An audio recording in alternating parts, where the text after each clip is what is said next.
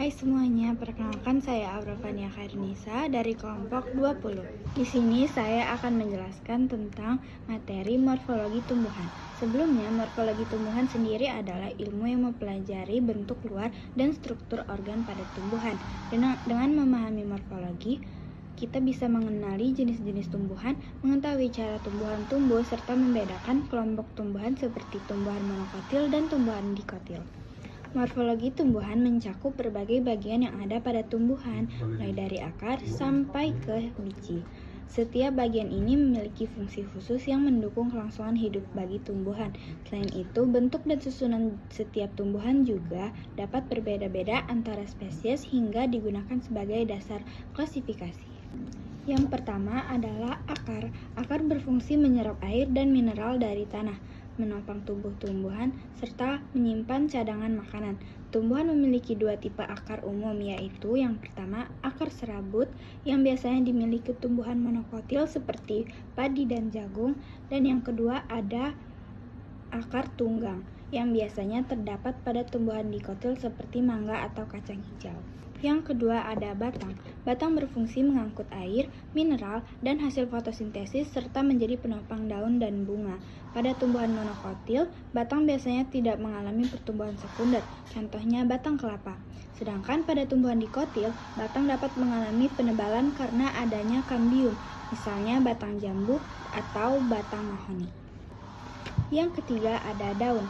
Daun merupakan tempat utama terjadinya fotosintesis.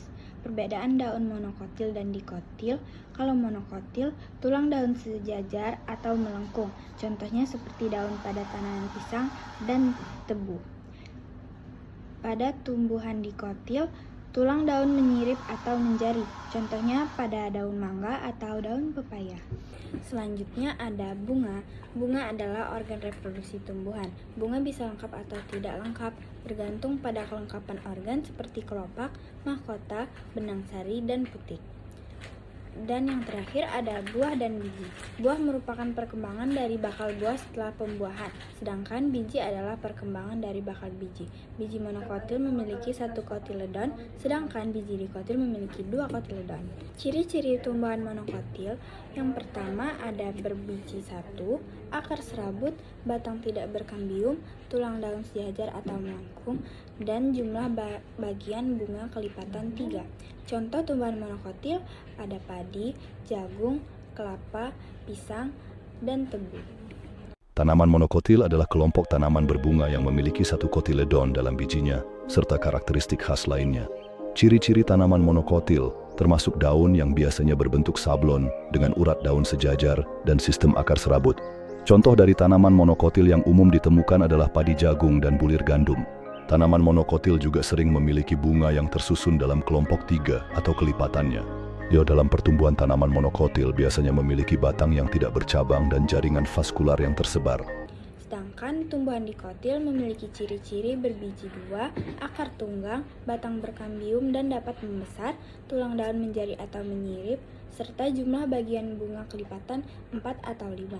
Contoh tumbuhan dikotil adalah mangga, kacang hijau, pepaya, bunga matahari, dan jambu.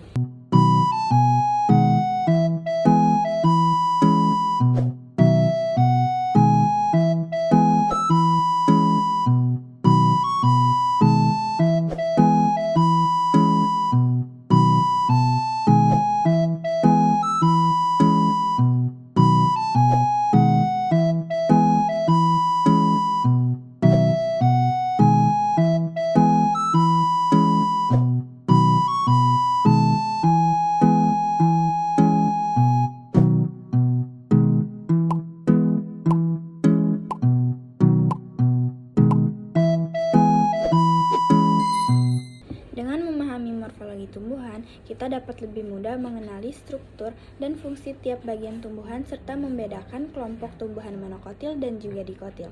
Pengetahuan ini tidak hanya penting dalam dunia pendidikan, tetapi juga bermanfaat dalam bidang pertanian, perkebunan, hingga lingkungan. Mungkin itu yang bisa saya sampaikan.